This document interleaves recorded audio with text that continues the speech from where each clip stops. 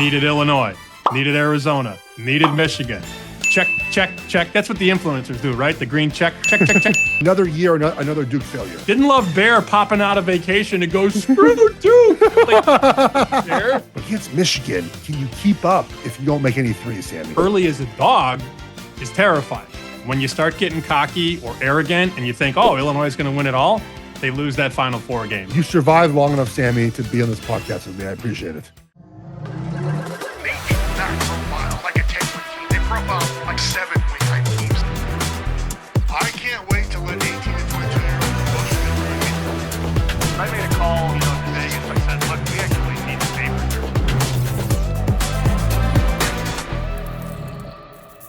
favor. Welcome into Bear Bets. I'm Geoff Schwartz alongside Sammy P. Our Final Four preview. 4 teams, 3 games left in college basketball season.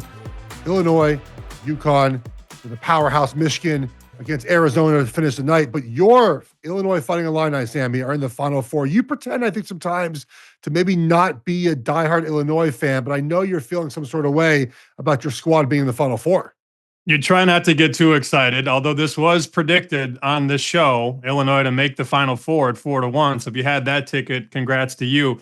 I'm trying to stay level, trying not to get too excited, because that's the worst thing. When you start getting cocky or arrogant and you think, oh, Illinois is going to win it all, they lose that Final Four game. So look, they're favored. They're favored to win the game. And I've heard a lot of this. Well, the path was so easy. Well, what do you want them to do? Sorry, we don't want to play Iowa. Let's play Florida instead. Like, you play who's in front of you. And Penn was easy. VCU was easy. The game against Houston, though, was a war. And that's a game that Illinois would never win under Brad Underwood until this year. Yeah, that's great. Look, their size and their ability to play defense in tournament has been much better than I think we expected heading in the tournament. I think defensively, they've shown a much better job to be able to hold teams down, which is a question mark that we have. Before we get to the games, though, Sammy, I know you have a bone to pick with Duke for a second. You want to do this now? You want to do this later? Because Duke really cost you some money, cost us some money. I had them as well to make the Final Four, not as much as you did, but that game, look, I know the end result wasn't great for you, but that's what we love about college sports is really the failure, honestly, of teams. Duke failed again, multiple years in a row now. They failed in this spot. Yes, UConn made the plays. Yes, Mullins made the shot, but another year, another Duke failure. A kick in the junk for the second straight tournament. Last year was bad. They're in the Final Four. They have a 14-point lead with 3 minutes to go or whatever, and they lose that game. This year for me was worse because I had the superfecta in the Final Four. Needed Illinois, needed Arizona, needed Michigan. Check, check, check. That's what the influencers do, right? The green check, check, check, check. And you got a 19-point lead. 19-point lead. It was so bad, Geoff, that sportsbooks were putting up point spreads for Duke against Illinois. The game was over. It was an afterthought. This is the second straight year where a very young freshman-laden team without a ton of experience coughs up a monster lead. And yes, I took it on the chin there. Didn't love Bear popping out of vacation and goes, screw Duke. There. I had 30-1. And it was a $200 superfecta to get all 4 right. You get the first 3 home, and you got a 19-point lead with the 4th one. What am I supposed to do, Geoff? Nothing. Bear, by the way, still out right now. I think he's 300 nautical miles off the coast of Brazil. So we wish him a lot of fun on his continued cruise and enjoyment of that. I will say, though, Sammy, you did show some restraint because you had texted me saying, hey, man, should I post my ticket, my 30-1 ticket when Duke was up 19 points? And you said yourself, hey, man, I'm going to wait and see how this one goes. And then and what's funny is in the text there too, like we were all sort of rooting against Duke, just like passionately. And you were just sitting there listening to multiple text threads, by the way. Our Bear Bets one, another one we have going on. We're just like, F Duke, screw Duke. And you're over there just like dying inside as Mullins makes that shot. I mean, once in a lifetime shot, of course. I mean, incredible moment in sports. But I felt bad just all of us sort of cheering on the loss while you're sitting there with that 30-1 ticket. It is what it is. It's all fun and games. I didn't love the all caps from Bear right when the shot went in. That was not, but he didn't know that I had the 30-1 ticket. It's all fine. Let's read off these numbers though. Kevin Sweeney had a great tweet about this. He covers college basketball. Duke's last 4 losses, like the big losses in the 25 Final Four.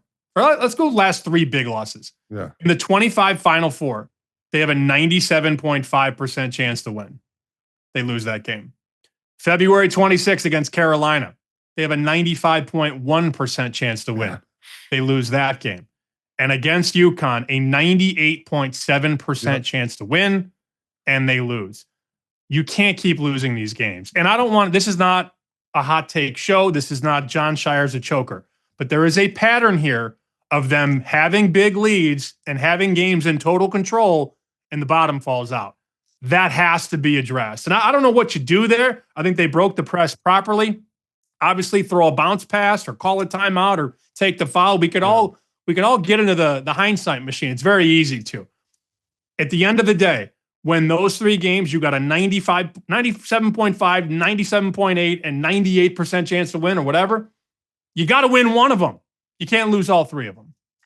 Look, I think simply, the youth sometimes, right, shows in the tournament. We've seen, like, if we look at the teams now that are making they're here making these runs, a lot of them tend to be a little older, Sammy. Of course, you throw in a couple freshmen, but we've seen the last couple of years that if you play a lot of college basketball in these situations, you tend to execute a little bit better. I mean, last year we saw Duke, right, 2 young basketball players leading that team last year and just couldn't score against Houston when it mattered most. They get the NBA and they're able to score, right? Like it just didn't happen for them last year. And again, Boozer played great. It's not Boozer's fault at all, but it's just a young basketball team led by young players. This tends to happen in the tournament, right? These late game collapses. Now we have a Final Four where tend to have older teams playing right now and experience in these moments. And Dan Hurley at UConn, right? The experience in these moments. They never lost faith. They kept playing basketball. And you're Illinois Fighting Illini, slight favorites right now against Illinois. Will start us off in the Final Four, 6:09 on Saturday night. What are you looking forward to first in this game? Well, I think if Illinois does what it's supposed to do, they win the game. But the issue is, Stojakovic and Wagler, I think, are going to have a really hard time in this game. And we'll get to our bets on the game. I got a prop or two that I like in this one, and then I'll have a side in the night game. Look, Illinois has been very good in this tournament defensively. But again, you look at who they've played. Penn, VCU, Iowa. There's been a lot of easy matchups. This is a very efficient, very well-coached basketball team with UConn. And offensively, they run so many twists and stunts, and like their play development is very, very good. And you're going to see Luke Murray bring a lot of that to Boston College. Of course, he's the new head coach for the Eagles right in my backyard here. I'm nervous because you have a coach that continues to overachieve against the market. Now, just because Danny Hurley's been a monster ATS doesn't mean he's going to cover this game. But if you've been riding UConn last 18 tournament games, let me just throw this at you. 18 games, last 18. How many has UConn covered under Hurley? Oh, I would guess 17. 17-1. Isn't that insane? Yeah. Because I when they won the title a couple years ago, I just wrote them every game. I mean, they were dominating every single game. So when you hear that stat, as an Illinois guy who expects the worst, like, I'm not going to sit here and say bet Illinois. In fact, I think this game is perfectly lined. I have it too. I have Illinois too. So I can't sit here and go blast away on Illinois because it's a good line. And Hurley as a dog is terrifying. You have the experience. You have an upper class team. Caravan is so scary. I mean, let's also discuss that. He's got a chance to take an awkward off balance shot, but the calmness with less than 5 seconds to find Mullins, who steps into the shot. I mean, that's a veteran play. Caden Boozer doesn't make that play. Cam Boozer doesn't make that play because there's just not enough experience in the kitty. They have sure-handed guards that are upperclassmen that know what to do in crunch time. And that's not to say Illinois doesn't. They've got Kylan Boswell, who's an upper-class guard. And I think Wagler is clearly the best player on the floor. I mean, he's going to be a lottery pick, if not a top 10 pick. But I don't really find an edge on the side of the total market. I think you might have a play on the total. I have Illinois -2. I'm rooting for them. I love them to death. But I'm nervous against this Hurley machine. I got to play for the night game, but my thoughts on this one are sort of what I've been thinking about UConn for a while, which is like I don't really know how good they are, but they keep proving me wrong, right? Sort of like the state they live in, where they just keep proving people wrong. And we kept thinking to ourselves, but I had them losing to UCLA in round 2, right? And of course the Bruins got lost by 16 in that game without their best player in. But every single time I think to myself, this UConn team can't do it. They do it, right, Sammy? Like I think all the points you made, Illinois are absolutely accurate. Illinois is the better team. Doesn't mean they're going to win the game. I would side with more Illinois in this one. I think that sort of when you get past the end of that game and you sort of give yourself a week to play your next game, some of that momentum, if we believe momentum, wears off a little bit. So now you just have two basketball teams. However, the one thing that I don't like about the Final Four, I just continue to not like this. And it doesn't always affect the shooting, is that playing these football stadiums, man, like they're playing in the middle of Lucas Oil.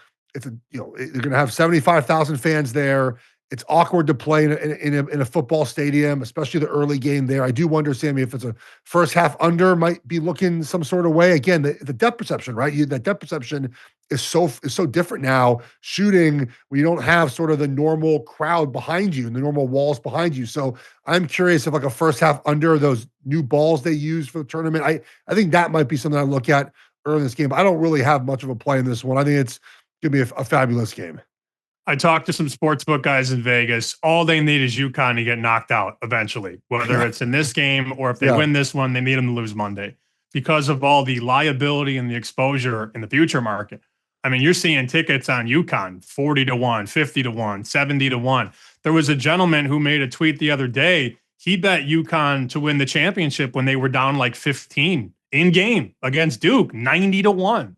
So those big numbers, even at 50 or $100, they add up and they roll over. So what the books are going to need is a UConn loss, whether it's Saturday or Monday. And I'll tell you what, everything I just said about Hurley is sort of feeding the beast, because people will listen to this show and watch other shows and go, UConn 17-1 ATS, huh? Oh, interesting. The problem is none of that matters going into Saturday. That's been great if you've been playing it for the last 18 games, but trends like that don't necessarily matter for a single game on a Saturday. So I have a feeling, and we talked about this the last show we did, about Arkansas sort of morphing into that public dog against Arizona.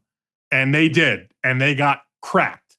Now, I don't think Illinois is going to crack UConn. I don't think Illinois is going to crack anybody left in the field for that matter. But when we get to Saturday, I think you're going to see a lot of support for UConn. I wouldn't be surprised. I mean, this number's 2.5 now at most books. If this is 1.5, I don't know that we get to 1, because there will be some support for Illinois at -1. But the books definitely, big picture, need UConn to lose. The night game between Michigan and Arizona feels a lot like the NFC Championship game, where the winner of this game is going to beat the winner of the first game, right, Sammy? These are two heavyweights. They're the two best teams in the country. They played the best in the tournament. They're 1 versus 2 in Ken Palm. They're 1 in defensive rating, 2 in defensive rating. They're in the top 5 in offensive rating. These are the two best teams in the country playing in what feels like the winner will win the championship game. Michigan, a slight favorite, -1.5. I like the under in this game of 157.5. I think it's a grind out game between two very tall, very lengthy teams that'll be physical. I think referees will matter a lot in this game, Sammy. Are they going to let them play? Are they going to let them be physical? Are they going to call a bunch of fouls? But I don't really have a winner. I mean, I got good tickets on both to win the championship here. Initial thoughts on Michigan, Arizona. I've said all along Michigan is the team to beat, and I'm not going to waver off that. And I'm certainly not a Michigan guy. Now, I do have them winning my bracket. Not that anybody cares about my bracket, but I do think that they have the most well-rounded and the most experienced team. A lot of Arizona's best players are on the younger side of things. Not that that's the end-all, be-all, but I also think there's a big mismatch, Dusty May against Tommy Lloyd. I do. That's how I feel. Others might feel differently and might not think it's a big deal, but Tommy Lloyd, had circles ran around him in the first half by Matt Painter. And then they went to the locker room and Lloyd stepped out and said, you guys figured this out. And they did, because there's more talent there. There's more talent at Arizona than there is at Purdue. Remember, Arizona's a 7-8 point favorite in that game. They're supposed to win that game. It was a great second half. But if you fall behind against Michigan, I don't think you climb back in like that. So, look, the average number right now in market's 1.5. You know how I feel, though, about laying 1.5, Geoff. I ain't doing it. I will pay the extra 10 cents every day Yeah. to just win the game, because if Michigan wins by 1, I jump out the Yes. window. Yeah. It ain't happening. I know what people are going to say. You don't Yeah. want to lay the extra juice. Do it. If Michigan wins 70-69 and you're laying 1.5, you're going to hate yourself. So I like Michigan. That's the only side I have in the Final Four. Again, like, people want all these picks and all these locks, and these are two extremely tightly contested matchups. The lines are perfect. The totals are perfect. You're picking 2 coin flips. I believe in Michigan, and I believed in them for 2 months now. So I'm not gonna jump off that. If you're naked on Michigan, if you don't have a future, or you don't have them to win the title, I think Michigan -120 is a pretty decent bet. So, not that I was red pilled on taking the money line in some situations. I was doing radio a couple Sundays ago with Bill Krakenberger, our friend, and St. John's, I think, was laying like 2.5 or 3 against Kansas. He said the same thing. He's like, I just pay the extra for the money line, right? He's like, I just don't want to. And St. John's won by 2. They didn't cover the number, but they covered the money line, right? They won the game outright. It makes sense sometimes to just pay a little bit extra to ensure that money line victory, because these games with the foul shots and with the fouls at the end, the 3-point, they close 1 or 2 sometimes, and you would hate to lose a wager laying 1.5 in a championship game by 1.5 point. If not proven by Sunday's finish with UConn, this is a stupid sport with 18, 19, 20-year-old kids. What happens if Michigan's up 4? Luxembourg's at the line. Luxembourg, that's not his last name. Brain fart. They're at the line, right? He hits 2 free throws. They go up 4.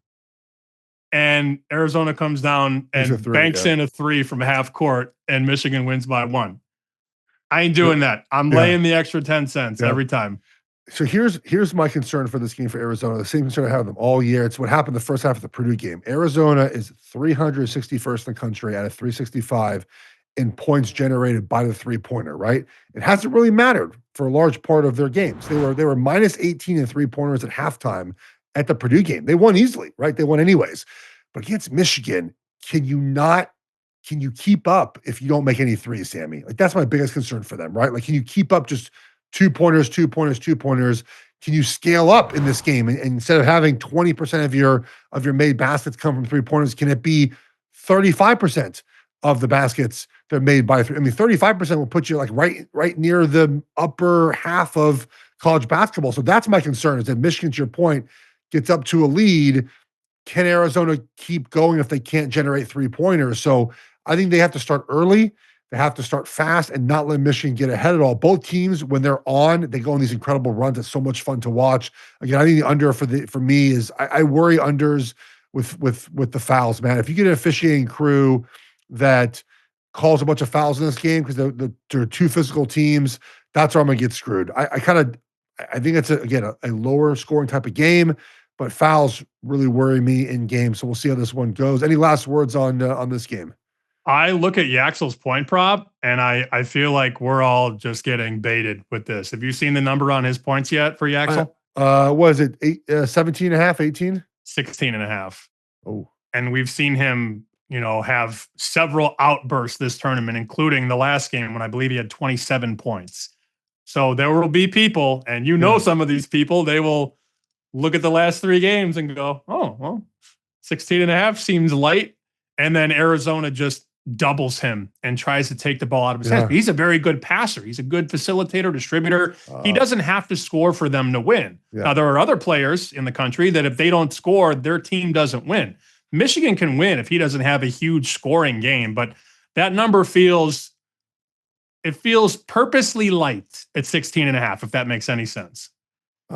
Morris Johnson Jr., baby. No, don't stop. That's the way to go. That's the way to go. 21 on Michigan, baby. I don't know. They played the two games ago, and he had his worst game of his entire season. I tweeted out, like, does 21, like, does he play basketball for Michigan ever? And people are like, yeah, man, he's actually pretty good, but he had a pretty bad game. And then I rage wagered his over last game. He actually finished him like 1 point short, I think, or half a point short. He made 9 foul shots, but that's my guy now. Morris Johnson Jr., number 21. I might bet his over again just for fun in this championship game. Any last college basketball wagers here? Any MVP odds you looked at, or just kind of going to let it ride here with the wagers you have? No, I'm going to take a couple prop unders in the first game. So I mentioned I like the Michigan money line, and I'm definitely laying the -120, not laying the 1.5. Can't reiterate that enough. But there are two players that I think have just sort of peaked from a number standpoint. Mullins, the kid at UConn. I mean, is that not going to be one of the sexiest props? Oh, yeah. I got to think it's under, yeah. Well, he hit the 3 to win the game. Now I got to bet is over. And you notice that's come down a little bit in terms of like the appetite to bet the over, because the under is now -130. At -130, I'm still intrigued. Anything higher, it's a pass. So I don't think this is going to get too much more juiced, at least early in the week. Now, by Saturday, this might be 12.5 under -150, or maybe it's 11.5. But as we tape this on a Wednesday, I would go under 12.5 at -130. I just think the hype is so high and the usage just isn't. The usage doesn't match the hype. Could he have 15? Of course. But with Caravan, with Ball, with Reed, there are too many players that take too many shots. And this kid's good. He's a 6'6" stud freshman from Indiana. He's going to be a great player there. But to expect their fourth option to get to 13 against an Illinois team that's going to be well prepared for him, I'm under on 12.5, even at -130. And then the other bet, Stojakovic. The one thing UConn does really well, they chase guys off the line. They're very good perimeter defense. So Stojakovic has been sort of rounding into his own. He's been very, very efficient in this tournament. They're hanging the 12.5 right there. Now he averages a little bit more over the course of the entire season. And Andre's a really, really good player. How about being a Cal fan? You lose Stojakovic to Illinois and Mendoza in football to Indiana. Great to be a Cal Bear. I like the under here. I think he's obviously very dangerous. He can score inside as well. He's got a nice turnaround game. He can get to the basket. But I think the UConn defense is going to find a way to solve Stojakovic. So 12.5, under on Mullins and under on Stojakovic. Last 11 games for Mullins been over 12.5 only twice.